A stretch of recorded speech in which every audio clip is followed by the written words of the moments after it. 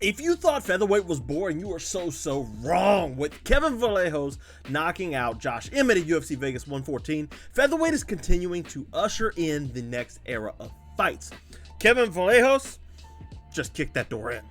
This moment tells us something we've always thought to be true. When a division ages out, a new and more skilled one comes through and gives us a peek at what's to come. Kevin Vallejos is winning fights against fighters that were once title contenders. He's on the same path as Jean Silvas, Melquizael Costas, and others. They are taking over 145. But with so many new and exciting names, Kevin Vallejos is just the beginning. He has to file in and punch his way through a new crop of contenders. His win over Josh Emmett is but the first stepping stone to that goal. But to understand why Kevin Vallejos might be part of this new generation at featherweight, you have to go back to the finish, because the knockout of Josh Emmett didn't just happen out of nowhere. There were a few small things that Kevin Vallejos was doing in that exchange that made the finish almost inevitable. Now, when Vallejos was fighting Josh Emmett, I mean, it's really a can you solve this one singular problem? There'll be huge right hands coming your way. How are you going to deal with them? We saw Youssef Zalal deal with him. We've seen Ilia Topuria deal with him. Anybody who wants to be anybody at featherweight has to deal with Josh Emmett and the massive power coming back their way. Now, Youssef Zalal handled it differently. Ilia Topuria handled it differently. Kevin Vallejos probably handled it the most efficiently. And I don't mean that I get that the Topuria fight with Josh Emmett's a lot less washed and a lot younger, because Josh Emmett only fights once, however many weeks, however many years. But the win over here with Vallejos showed us that as flawed as Josh Emmett is, nobody had taken advantage of him fully yet. And that's what Vallejos did. He managed to take advantage of the habits and the patterns of Josh Emmett. Josh Emmett throws a big looping right hand and he leans. The very beginning, the first lean, Vallejos throws a boom, lead uppercut off that lean. Like, it couldn't have been more perfect than that. Like, oh, this is going to be a long fight. And you got Josh Emmett having trained with TJ Dillashaw, doing his best TJ Dillashaw impersonation, with the whole flopping his legs as he runs backwards. It's very weird, but like the approach Josh Emmett took was exactly the same as he's always taken. And we've only seen a little snippet of this fight, right? It was only less than a round, but still, Josh Emmett did what he always does, wings in huge right hands. It's why Ilia Topuria was so successful at getting behind that shoulder. It's why Youssef Zalal was managed to take him to the ground. Josh Emmett is incredibly predictable. He's the most predictable fighter at featherweight, if you want to be honest. He comes in, he wings a right hand, and that's it. So Kevin Vallejos dealt with that masterfully. First of all, he was looking for uppercuts, intercepting elbows. He was looking for all of the things that make his striking great. And Jack Stack pointed this out on his podcast earlier today too. It all starts with slipping the jab, and all great counterpunchers, he said, starts with fighters slipping the jab. And that's what Vallejos did. He slips the jab and starts punching in combination back.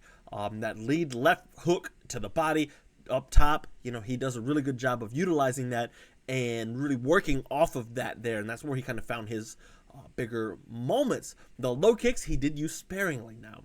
That's something, he gets a lot of comparison to Ilia Topuria, just for his striking. And there are similarities there, but he kicks a lot more than Ilia Topuria does. A lot more.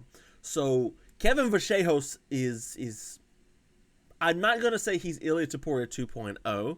There are things he does better than Topuria, and there are a lot of things that Ilia Topuria, coming up from 145, did better than him. For example, like Topuria's masterclass against Josh Emmett, you really couldn't beat that. It was probably his best performance before he started, winning titles, which that was the fight before he started winning titles, so it kind of makes sense. But I look at what Vallejos brings to this featherweight division, and it's all fun and games. He's a welcome addition to an improving featherweight division. The names of yesterday are gone. Holloway's moved up to 155. You got Volkanovski reigning at the top, but like Ortega's on the way out. Yair probably not going to be around much longer either.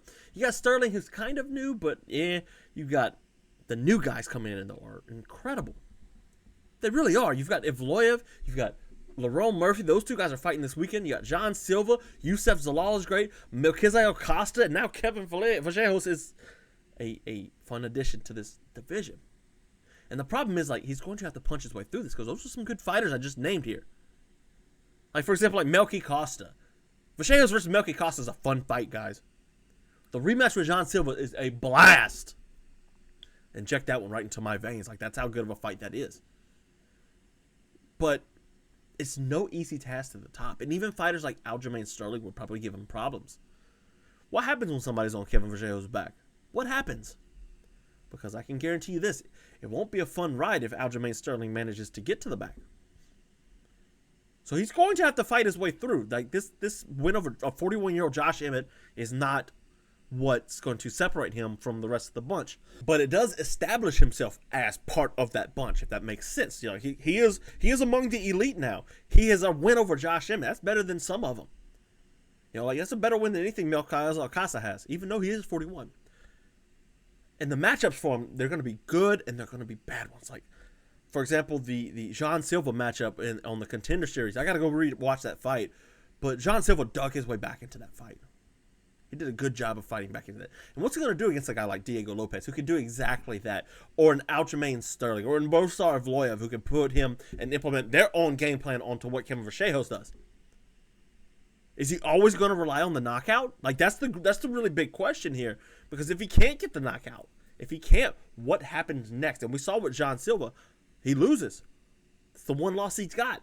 Now, he's gone the distance before, sure. He's gone the distance, and he's shown that he's a very elite fighter going the distance. But, like Giga Chikadze was piecing him up in his last fight, y'all. He was having really good success. So we have to ask ourselves, what kind of matchups and what kind of improvements can he make? He's 24 years old. He can make plenty of improvements, sure. But he has to start doing them quickly because the way he's moving up these rankings will give him problems.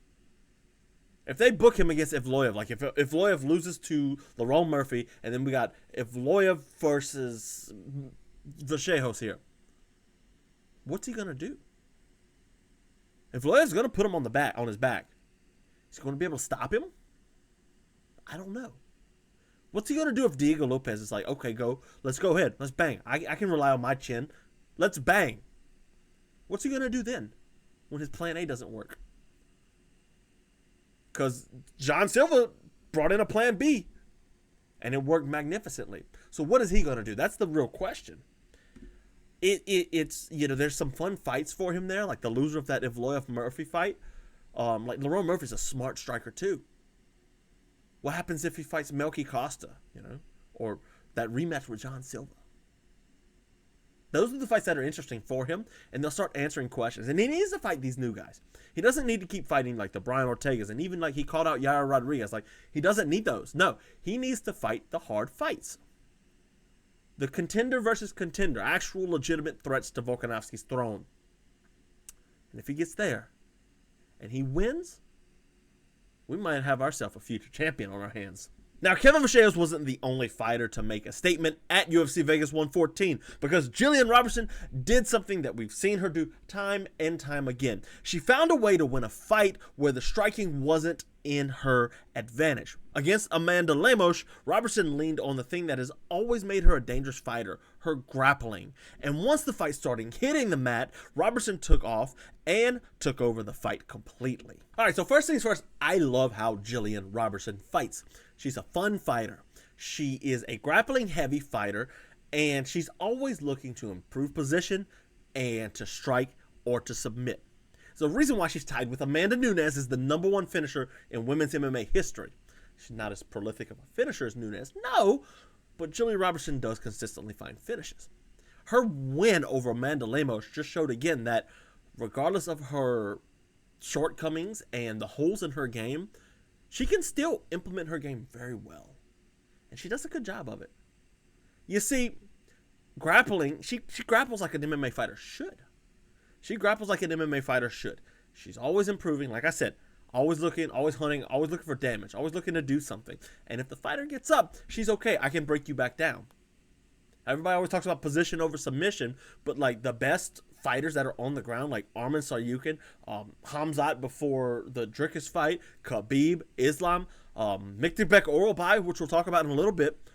These guys are constantly looking to improve their position, and if the fighter, if they're damaging their opponent, they're not worried about it. They will get you back to the mat. They will mat return you and do what they have to do. Gillian Robertson fights like that. Now she's nowhere near as good as these guys. Like, let's be honest, but the level of competition she's facing right now with her 5-fight win streak, like the Marina Rodriguez is the Amanda Lemos, that's 2 title challengers in a row she's beat. Well, I don't think Marina fought for a title. Regardless, like Marina was a fighter that's a better striker, and Robertson managed to take her down. Same with Lemos.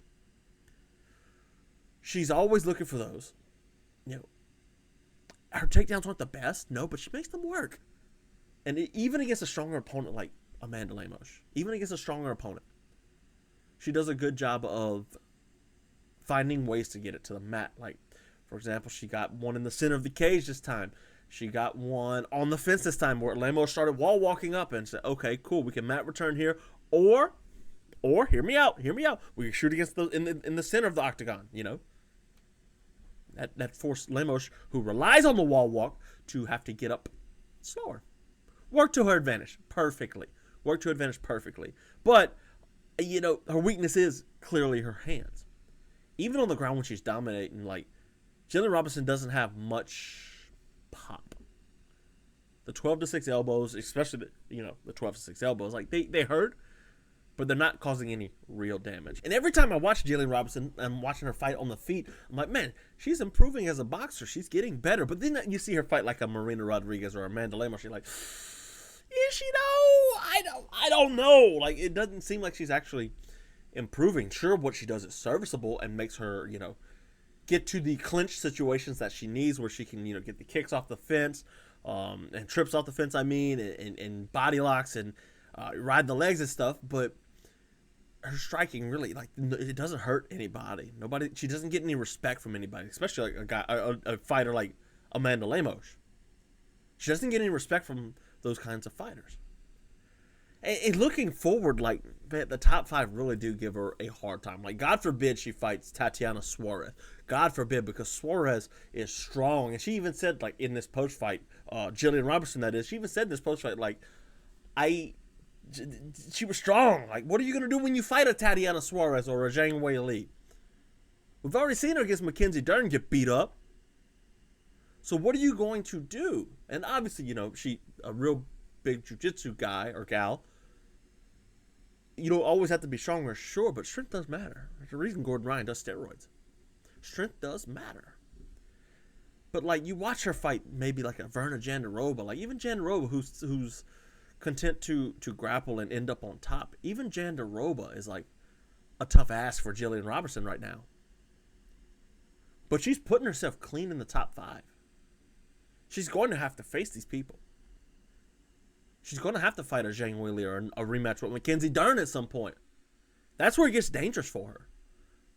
Because if she can't handle this, like, she might just be stuck in top 10 purgatory for the rest of her career. I don't know if she can get there. Elsewhere on this card, Jose Delgado beat Andre Fili. Fili was very crafty. Tough fight for Delgado. Delgado got the split decision. Fun fight. Fili just doesn't, like Gillian Robertson doesn't have pop, except he relies on his hands too, a lot more than Gillian Robertson does. Marwan Rahiki defeated Harry Chadwick in a banger of a fight. I mean, Harry Hardwick is a banger, and he showed he's a lot tougher than his last fight showed. Rahiki 8-0, really, really good hands, and everything he throws with bad intentions. A less tough fighter would have completely fallen off. Ion Cutelaba, like, exposed Omar Sy. Like, everybody likes Omar Sy. He's a big, strong guy. And everybody likes to count out Ion Cutelaba. And I always say Ion Cutelaba is like this, like a trap fight for people.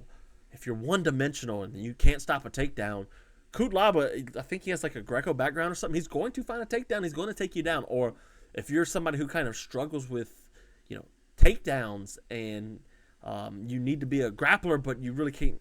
You struggle to get the fight to the ground. He's going to beat you up on the feet. And you look at, like, he lost to Bakauskas in a close fight, but like Ibo Arslan, arm triangle. Ivan Urslan, split decision. Felipe Lins beat him. Oh, wow, that's crazy. Fighting Francis next. But, like, Tanner Boser, he beat Tanner Boser, takedown. Kennedy Nzechukwu, he passed the test. Johnny Walker, rear naked choke. That was a weird one. Ryan Spahn, he's had some bad losses. I'm looking at it. Ankalaev's a good win. The Dustin Jacoby draw, that'd be a fun rematch. Run that one back, huh? But he's a tough fighter, and managed to get in the mounted guillotine, so that was really cool. Charles Johnson beat Bruno Silva, so it wasn't a knockout, so don't expect Bruno Silva to be a future title contender here like Lonnie Kavanagh and Joshua Van. And another fight that stood out on this card was Myktybek Orolbai against Chris Curtis, because Curtis is one of the most difficult fighters in the division to deal with on the feet. But Orolbai didn't try to win that by striking. Instead, he leaned heavily into that grappling attack that he's so good at, that kept evolving every time the fight hit the ground. And that variety ended up being a huge difference maker. So there's a similarity between Myktybek Orolbai and Jelly Robertson, where it's they're grappling heavy fighters, but you can really see where the kicks of Orolbai and the ground and pound of Orolbai really did hurt Chris Curtis. And Curtis went on Twitter talking about, I wasn't even hurt. And I love Chris Curtis. Don't get me wrong. He's been on the show before, but he doesn't take a loss well. It really bothers him. At 38, coming down to welterweight, might be one of the more impressive things about this. Curtis came down from 185 to 170, and Orolbai went up to 170 from 55. So the way Orolbai fought, think about that when you're rewatching this fight. The way he fought a former middleweight. It's pretty impressive. But he goes back to what we were talking about with Gillian Robertson. I know, what you're thinking. Hey, he's comparing Orolbai and Robertson. No, I'm comparing grappling. But Orolbai, dominated, and he wasn't worried about Chris Curtis getting back up. As evident, he got 19 takedowns. Broke the welterweight record for most, I think. Tied it, maybe with GSP. It was a blistering performance. Constantly looking for trips off the fence, constantly wedging himself between the fence and Chris Curtis to stop the peeling off process that Curtis likes to do. He constantly looking to take an ankle or to snatch your wrist up and take away your post. It really is torrential from Orolbai, and if you don't know what you're doing in these situations, you get kind of ragdolled. And that's what happened to Curtis. He got ragdolled. Broomsticks, dragging you to the mat. It was like the whole 9 yards. It's like a menu of, hey, here's everything I can do. Now I'm going to do all of it. It was crazy. Now, he was lacking in damage. I give y'all that. But he did more than Jelly Robertson did. There was some ground and pound portions of the fight. There were some kicks in there. Didn't really let Chris Curtis do his thing. And this goes back to what we were talking about with the Oliveira loss win. It goes back to the Oliveira win last week. You do what you got to win. Chris Curtis is a great boxer. Why would you box with him? Unless you're like Imavov, you could box with him, But Chris Curtis is a good boxer, really good. He knows his weapons from southpaw. So Orolbai's we're going to get rid of all that. We're not worried about that. We're not going to get into this Mateusz Rebecki type fight where I'm just brawling. Didn't like that. He did look for damage more than subs, and that's the MMA meta here, but it wasn't quite enough to make everybody happy. It was weird because Chris Curtis has really good takedown defense, but in I don't want to say a superficial sense, but it's very broad. He knows how to defend a takedown, and he constantly did it. He put his head in the fence, started to fight the hands. But Orolbai was okay, I can let you do this here, and I've got options from here. It goes back to when we talk about this all the time, having a plan B. If he has a plan B, he needs to go to it, and that's what he did. That's what Orolbai did. And Curtis didn't have a plan B for what Orolbai brings to the table. There's several moments he got caught up in takedowns, and he gave Orolbai the advantage because it really did dictate. Orolbai got to dictate where the fight was going. Is what I'm trying to say, and that's really what got the end of Chris Curtis. Vitor Petrino beat Steven Asplund. Everybody likes Steven Asplund because he looked good in his last fight. Petrino, really jacked, looks really good, man. He's a fun fighter. Elijah Smith submitted Sung Young Yu. Manel Souza defeated Oki. Eric Anders retired with his win over Brad Tavares. Who would have thought that fight went to a decision? Bio Mosquito beat the daylights out of Rendon. Like, Mosquito's a jiu-jitsu phenom, world champion. And the ground and pound she brought, boy, she's going to be a problem when she gets up to the top of the division. Hersher Souza beat Luan Lacerda. And then Piera Rodriguez defeated Sam Hughes. Everybody likes Sam Hughes. Unfortunately, she couldn't get it done yet again. So at the end of the day, the fights, they were good. They were fun. Really excited to see what Vallejos can bring to the table coming into the future. He is one of the more interesting fighters, and in a division like featherweight that is evolving and turning into something else, it's a welcome addition, because it's like, man, what are we going to see in the future here? We've got options now. We've got new guys coming in. We've got old guys going out. There's going to be some old versus new matchups, but there's going to be some new versus new matchups. The Vallejos versus Jean Silvas 2. The Vallejos versus Melquizael Costas. That's going to be fun. And that's what I can't wait to look forward to.